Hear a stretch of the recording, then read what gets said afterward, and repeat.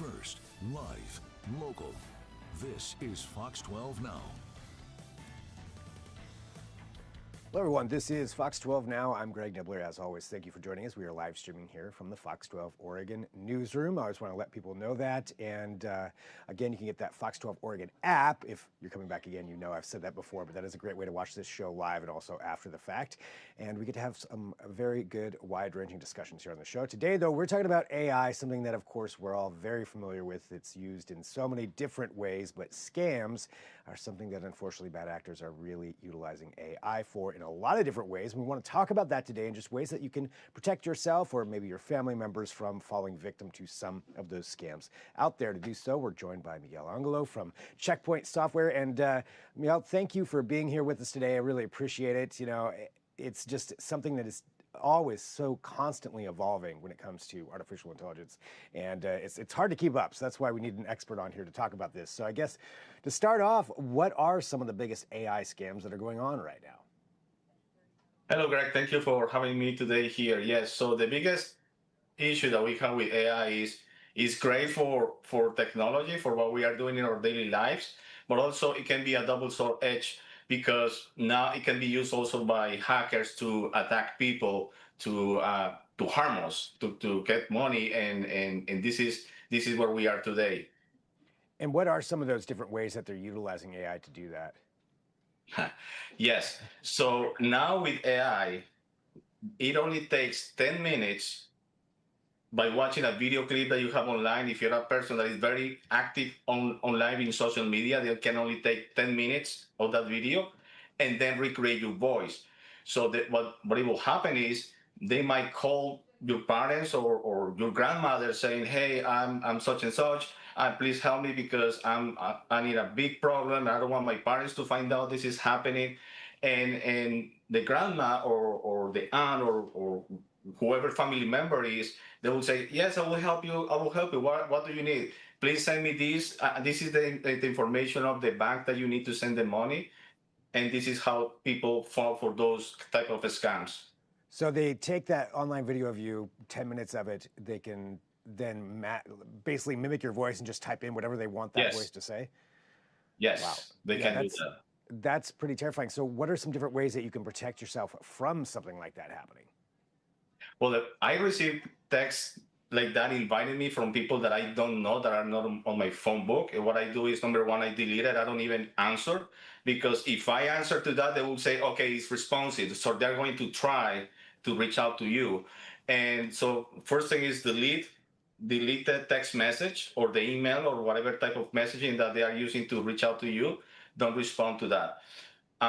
The second thing is look out for spam or for types of email that is inviting you to click on things. It could be from your bank account. It could be from your favorite store.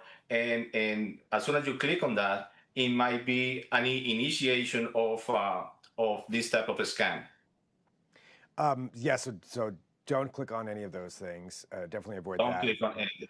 When it comes to the voice messages, when it comes to a phone call where it sounds like somebody that you know, and they're in trouble, that can probably be pretty jarring. But when it comes to those voice things, the voice mimic side of things, what is it that you can do to help, I guess, make sure that that person is actually the person they're claiming to be?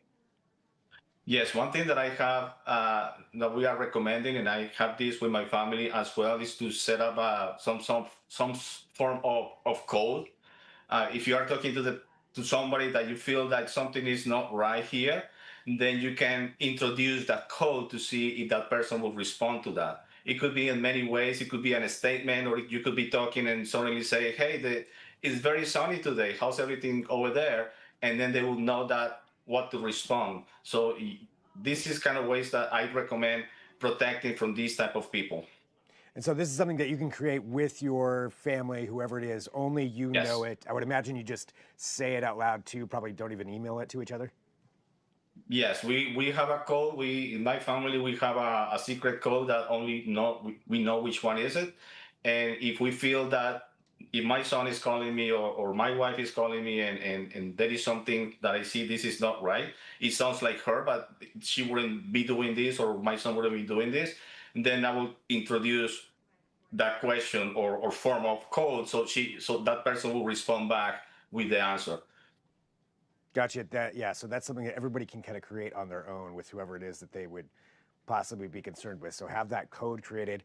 How prevalent are these kinds of scams right now, as far as mimicking voice and those phone calls where they're able to do that with AI?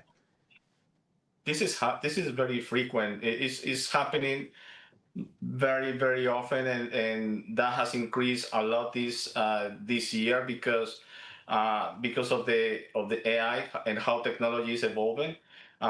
It's happening very frequently. For example, it has been like $2.7 billion nationwide that the Federal Trade Commission has reported in this type of scams, and it has been recorded 856,000 instances just in 1 year.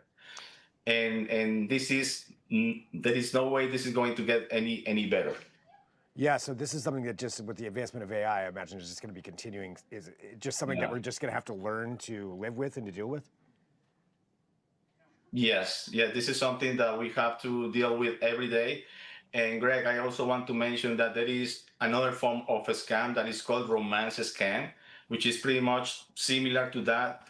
And this is targeted for people that is mostly over 50 or they are alone, and they are using deep fake videos. So basically, I am speaking with you, but I don't know if you are real because they have grabbed pieces of information about you in social media and the voice, and for regular people that is not in this business, they wouldn't be able to recognize what is real and what is not real. And what I recommend for that as well is look at the eyes, the way that your eyes move, the way that your mouth move. You can recognize with those two tips how to do that. And also there are apps that you can download in your phone to see if the video is actually fake or not. Wow, so that's one of the ways. So the eyes and the mouth movement. Those are the best ways to tell. Okay, Yeah. interesting. I know, is it true too with like the fingers? Is that the same in video? I know with like AI generated images, like sometimes the fingers are off. Sometimes if I move my fingers, it will be they are not moving accordingly, or the movement of my head, or yeah, you will see it, but you really have to watch a lot of these videos to recognize this, because these people are professional. They know how to get you. They do this every day, and you might feel, oh no, if I go to the to buy a car, I know the salesperson is not going to get me. Believe me, they know how to get you. Wow. So yeah, definitely they're experts at what they're doing. Well, what are the best ways to combat all of this? You mean to recover from this? Yeah. Well, I guess as far as combating, are there Combating. ways that, yeah, as Yes. far as that how AI is can be used on the good Yes. side of things?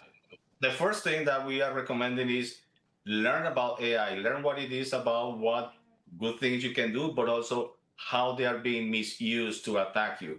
And then you start like, I mean, it's a common common sense. Don't talk to strangers, and don't click on anything. So this is how we can combat. But the more information that you get about AI, what it is, how it works, and how it's being used in attacking people, the more that you are going to know how to behave.